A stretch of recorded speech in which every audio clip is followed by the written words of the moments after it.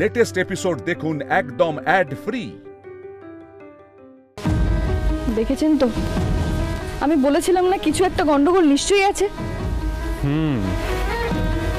এতদিন ধরে অনির্বাণের বাবা বলছে অনির্বাণ নাকি স্কলারশিপ পেয়ে বিদেশে পড়তে গেছিল, কিন্তু প্রিন্সিপাল বললো সেটা নয়, ও নাকি টাকা দিয়ে বিদেশে পড়তে গেছিল। আচ্ছা, নিজে খরচ করে বিদেশে যেতে কত টাকা লাগে? কোটির কাছাকাছি। বাপরে, কোটি টাকা লাগে? এতদিন বলতো গরিব, এদিকে কোটি টাকা নিয়ে বিদেশে গেছে। এটা কখনো সম্ভব? আমি বুঝতে পারছি ইন্দ্রবাবু, বেশ ভালো মতোই জল মেশানো হয়েছে কথায়। শুনুন, আমাদের যত তাড়াতাড়ি সম্ভব এটা নিয়ে জানতে হবে, আর তার জন্য আমাদের এখন অন্য একটা জায়গায় যেতে হবে। অন্য একটা জায়গায়? কোথায়? অনির্বাণ দাদার পাড়ায়। পাড়ায়? এই শাড়িটাই ফাইনাল, এটাই বিয়ের বেনারসি। দাদা, এটা ধরুন তো।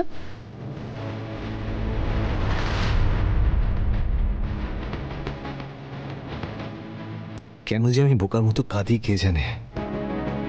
সবার সব আশা সবসময় পূরণ হয় নাকি?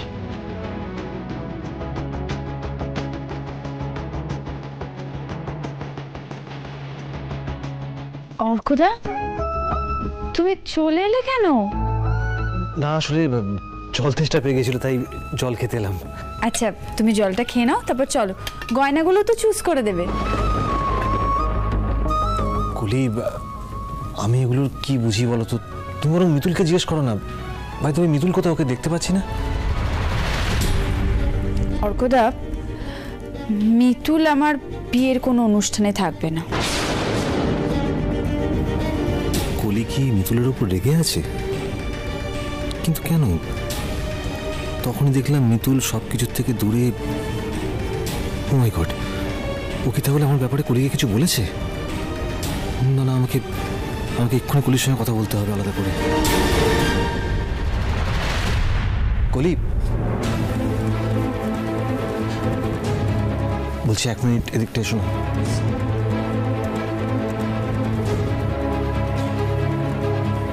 বলো। বলছি, আমাকে এক্স্যাক্টলি বলবে কি হয়েছে? দেখো অর্কদা, আমি তো সবসময় মিতুলকে আমার নিজের বোনের মতোই ভেবেছি। ও আগের দিন অনিতা ব্যবসার কথা বলেছিল। এইভাবে কলি দিদিকে ব্যবসার ভাগ দিয়ে দেওয়াটা বোধহয় ঠিক হবে না বাবা। বিয়ের আগেই তাকে শর্ত দিতে হলো। বিদেশে প্রতিষ্ঠিত একজন ডাক্তার, তার তো নিশ্চয়ই কিছু তো জমানো ছিল। অনিতার তো কোমরে জোরই নেই কলি দিদি। বুকের জোর থাকলে বলতো, হ্যাঁ আমার জমানো টাকা নেই, আমার এখানে দাঁড়াতে সময় লাগবে, তো কি হয়েছে, সেই কটা দিন আপনাদের মেয়েকে আমি ডাল ভাত খাওয়াবো। ডাল ভাত খাওয়ানোর ক্ষমতা তো ছিল নিশ্চয়ই।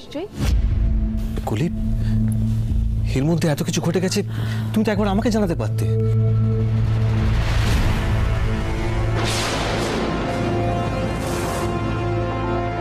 কলি,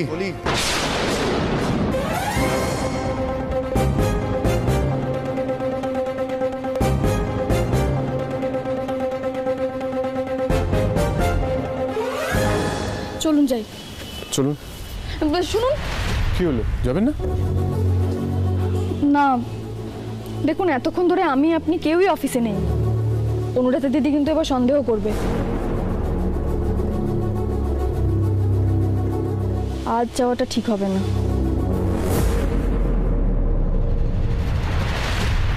কি হচ্ছে কলি এসব? দুদিন বাদে আমাদের বিয়ে, একজন পরপুরুষ তোমার হাত ধরে কথা বলছে। What is happening? সরি, আসলে কোনো বাইরের লোকের কাছে আমি কোনো কথা শুনতে চাই না। অনিদা, আমি বলছিলাম কি, তুমি না একটু ভেতরে চলো, আমি মাকে গিয়ে বলছি তুমি এসেছো, আমি যাই। Hello, good catch. আসার সময় রাস্তায় খুব ধুলো,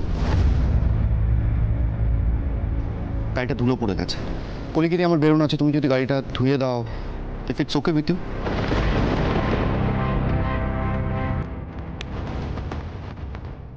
ব্যবস্থা করছি। অনিদা, এটা তুমি না না কলি, কোনো ব্যাপার না।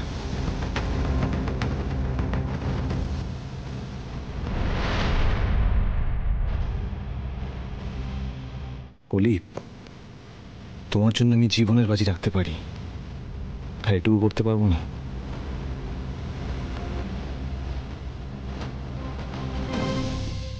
অনিদা, এটা তুমি কেন করলে? কাম অন কলি, ও তোমার দাদার অফিসের এমপ্লয়, তাই না? দুদিন বাদে আমাদের যখন বিয়ে হয়ে যাবে তখন ও তোমারও কর্মচারী হবে। অ্যান্ড হি শুড আন্ডারস্ট্যান্ড কার সাথে কতটা ডিস্টেন্স মেনটেন করতে হয়।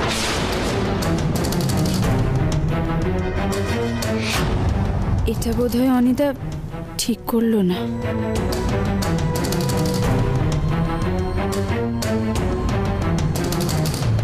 ইন্দ্র, তুমি ইন্দ্র ইন্দ্র কোথায় গেল? এই শোনো। হ্যাঁ ম্যাডাম বলুন। বলছি ইন্দ্র কোথায়? না স্যার তো এখনো আসেনি। আসেনি? না সকাল থেকে একবার আসেনি? না না এখনো আসেনি। আর মিতুল? না মিতুল দিদি এখনো আসেনি। আচ্ছা যাও তো। ইন্দ্র অফিসে আসেনি সকাল থেকে, আবার মিতুলও আসেনি, কিন্তু ইন্দ্র তো মিতুলের পরে রেগে আছে। আদৌ রেগে আছে তো? শুনুন শুনুন শুনুন শুনুন শুনুন, আমি আগে যাচ্ছি, আপনি একটু পরে আসুন। হ্যাঁ, আর গিয়ে আমাকে মিছিমিছি অকারণে বকে দেবেন, অনুরাধা দিদির সামনে বকবেন, ঠিক আছে? মনে থাকবে তোমার কথাটা? তাহলে আমি আসি।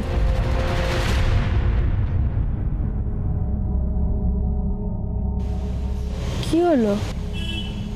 আমাদের অশান্তি চলছে এরকম একটা ব্যাপার অনুরাধার কাছে প্রমাণ করার আপনার তাগিদ কিসের এত?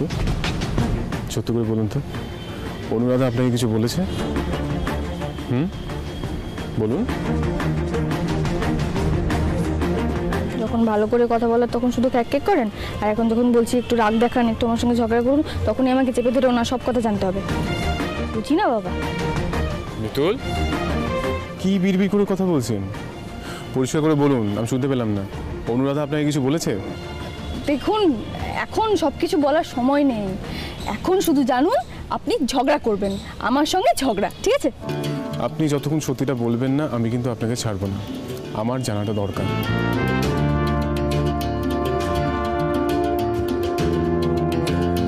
অনুরাধা দিদি আমাকে একটা চ্যালেঞ্জ দিয়েছে,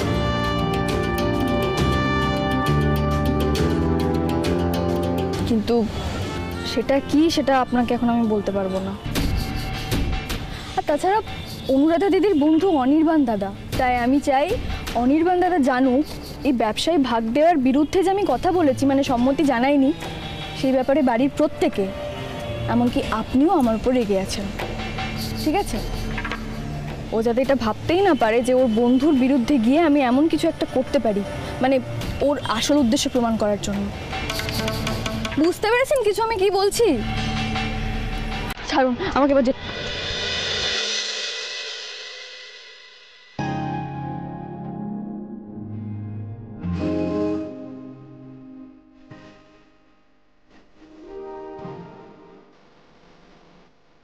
ছাড়ুন, যাবো তো।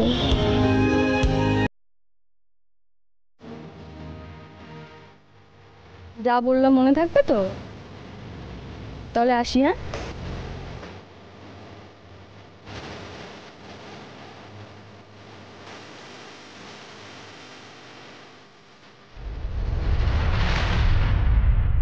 কি হলো মিতুল, এত দেরি করে কেন? তুমি ভুলে গেছো তুমি অফিসে আমার অ্যাসিস্ট্যান্ট? যা করবে তুমি আমাকে বলে করবে, দেরি করলে আমাকে বলে দেরি করবে। আপনি বলুন না কি করতে হবে, আমি এক্ষুনি করে দিচ্ছি। মুখে মুখে তর্ক করছো তুমি? হ্যাঁ, স্টপ ইট! আমি হাজারবার বলেছি ওর মুখে মুখে তর্ক করবেন না, কিন্তু না, আপনি তো আমার কোনো কথা শোনেন না। অফিসে তর্ক করবেন, বাড়িতে তর্ক করবেন, আপনাকে সব কিছুর মধ্যে ঢুকতে হবে। এই রে, আর কি কি পয়েন্ট নিয়ে যেন ঝগড়া করতে বলেছিল মিথুন? ধুর বাবা, এত করে লাইনগুলো মনে করালাম, সব ভুলে মেরে দিলেন। এখন তো বেশি ইশারাও করতে পারবো না। অনুরাধা দিদি ঠিক ধরে ফেলবে। আপনাকে দেখলে না আমার এত রাগ হয় না, আমি সবকিছু ভুলে যাই।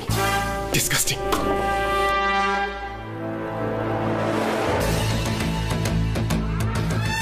ম্যাডাম, চা করে দেবো? যাও যাও। ইন্দ্রের বকুনি দেওয়ার মধ্যে কেমন যেন একটা মুখস্থ বলার ভাব পেলাম। মনে হচ্ছিল অ্যাক্টিং করছে। খুব খটকা লাগছে এবার। এদের দুজনকে একটু চোখে চোখে রাখতে হবে।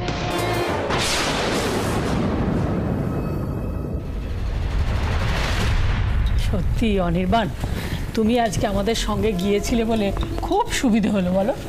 তোমার পছন্দের জিনিসগুলো আমরা সব কিনে নিতে পারলাম তোমার সামনেই। না না, ও ঠিক আছে। এই তো ইন্দ্র, অর্ক সবাই এসে গেছে। এই ইন্দ্র, আয় দেখবি, আয় কি কেনাকাটা করেছি, আয় আয়।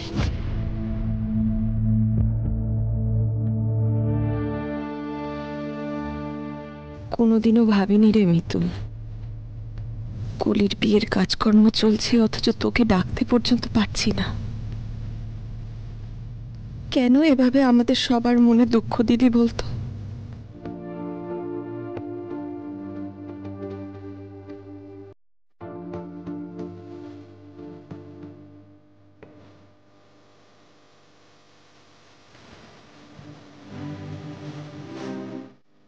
আমি একটু ফ্রেশ হয়ে আছি।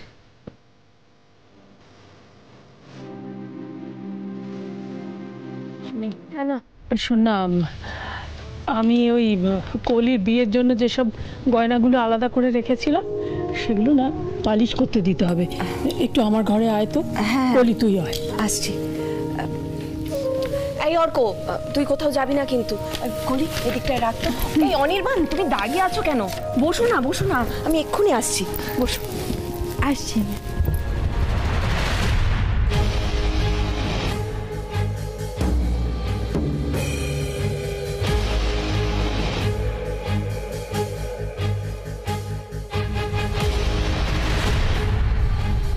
ও হিরো,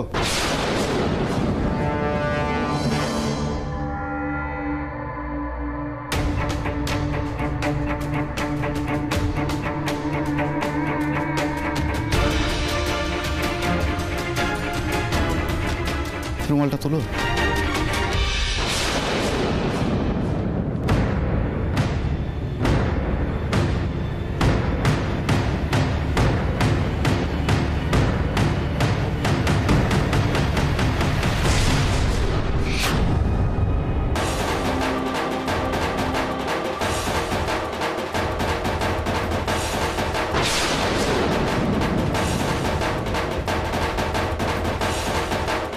চারটার সামনে মাথা নত করবে না অর্কদা।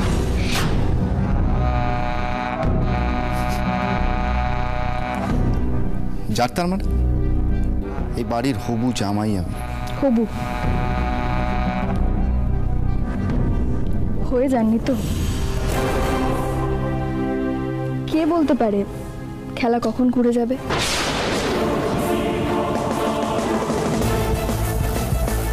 আপনার ভূমিকা অন্য কেউ পালন করবে। রিয়েলি থ্রেট করছো আমাকে? এক্ষুনি যাবো, কলিকে সব বলবো। ওয়েট। সবার সামনে আমাকে খারাপ করতে চাইছেন তো? কোনো লাভ হবে না। আমি এমনিতেই সবার চোখে খারাপই হয়ে আছি। একটা কথা না মনে রাখবেন, মিতুল যখন পাকে নামে একা নামে না, সবাইকে নামিয়ে ছাড়ে। সাবধানে থাকবেন। একবার গায়ে পাক লাগলে কিন্তু এত সহজে ওঠে না।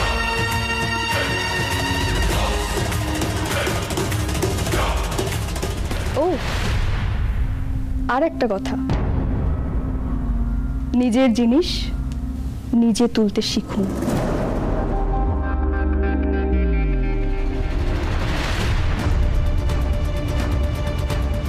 রুমালটা তুলে নেবেন। অর্কদা, তুমি এসো।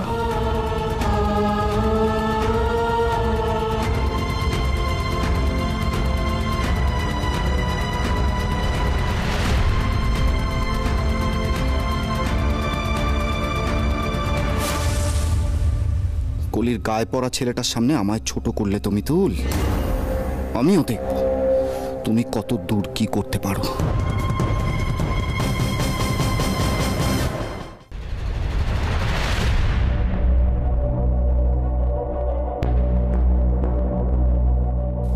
মিতুল, কি হয়েছে?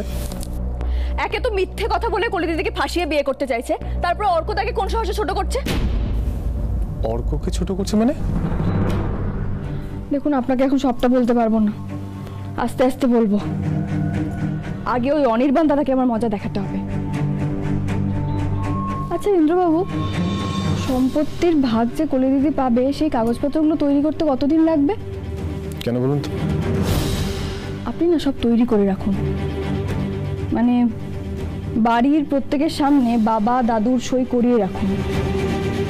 অনির্বাণ দাদাকে বুঝিয়ে দিন যে কলি দিদিকে সম্পত্তির ভাগ দিতে আপনার কোনো আপত্তি নেই, কিন্তু আপনি এখন কোনো সই করবেন না। আচ্ছা বেশ, আপনি যখন বলছেন আমি সেটাই করব। দেখুন, আমি জানি আপনি যদি কিছু করেন আমার পরিবারের ভালোর জন্যই করেন। অনির্বাণ দাদার মুখোশ আমি খুব শিগগিরই টেনে খুলে বের করব, বাড়ির প্রত্যেকের সামনে। আগে কাল অনির্বাণ দাদার পাড়ায় গিয়ে খোঁজ খবরটা করি,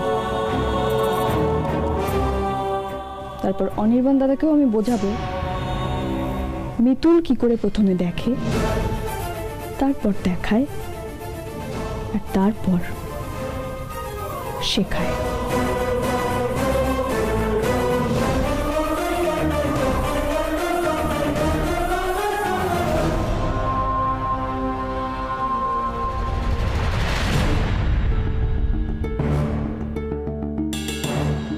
আমি পুজো দিতে যাওয়ার নাম করে বেরোবো, আপনি অফিসে যাওয়ার নাম করে, ঠিক আছে?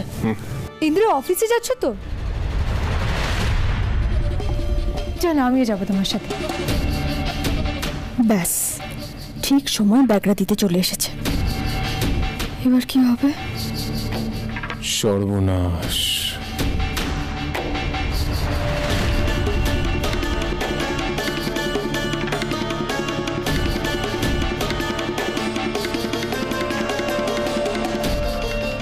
অনুরাধা, আমি আসলে একটা মিটিংয়ে বেরোচ্ছিলাম, তাই আমি এখন বেরোচ্ছি। ও, মিটিংয়ে যখন যাচ্ছ তাহলে আমাকে নিয়ে চলো, লেটস গো। এই রে, এবার কি বলবো? কেন আপনি আমার পেছনে দাঁড়িয়ে আছেন কেন? বললাম তো টিফিন নেবো না, মিটিংয়ে যাচ্ছি আমি। যা যা, আমার চোখের সামনে। হ্যাঁ যাচ্ছি। এক কথা কতবার বলতে হয়। অনুরাধা, আমি আসলে একটা পার্সোনাল মিটিংয়ে যাচ্ছিলাম, তো তোমাকে যেতে হবে না, ঠিক আছে? আমি বেরোচ্ছি। মানি ব্যাগ দেখেছি, মানি ব্যাগটা ভুলে গেছি, আমি নিয়ে আসছি।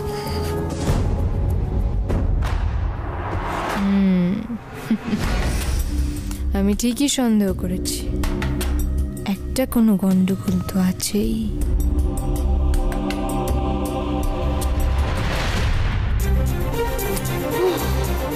বেঁচে গেছি। শুনুন, আর সময় নষ্ট করা যাবে না, আমাদের এক্ষুনি বেরোতে হবে। হ্যাঁ চলো। বলে বাবা, তুমি সহায় থেকো। চলুন। হ্যাঁ চলুন, আসুন। আর একটু হলেই বিপদ হয়ে যাচ্ছিল, চলুন।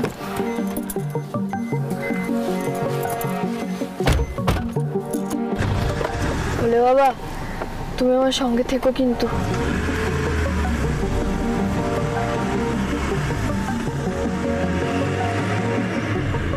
আমাদের হাতে কিন্তু বেশি সময় নেই, আজকের পর আর দিন পাঁচেক সময় আছে। জানি না কিভাবে অনির্বাণ দাদার বিরুদ্ধে প্রমাণ জোগাড় করব।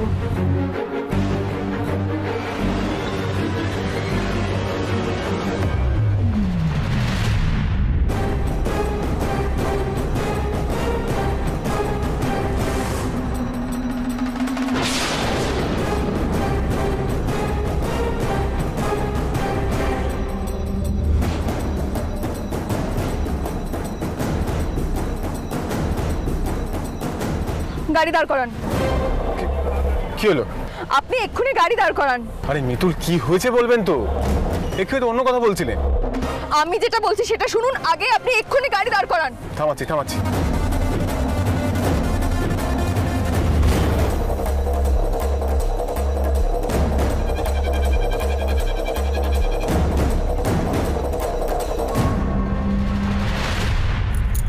দেখুন, সবসময় আপনি আমাকে এইভাবে অপমান করতে পারেন না। আপনি আপনার পরিবার আমার সঙ্গে যে অপমানটা করেন, আমার সঙ্গে যে ব্যবহারটা করেন, আমি কিন্তু আর সহ্য করতে পারছি না। আমারও তো সহ্য করার একটা সীমা আছে নাকি?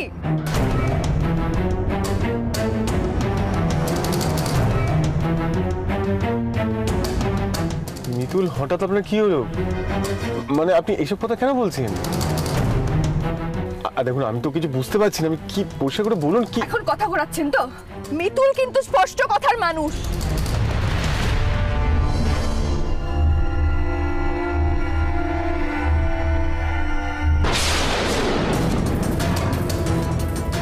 সর্বনাশ করেছে। অনুরাধা আমাদের ফলো করছে।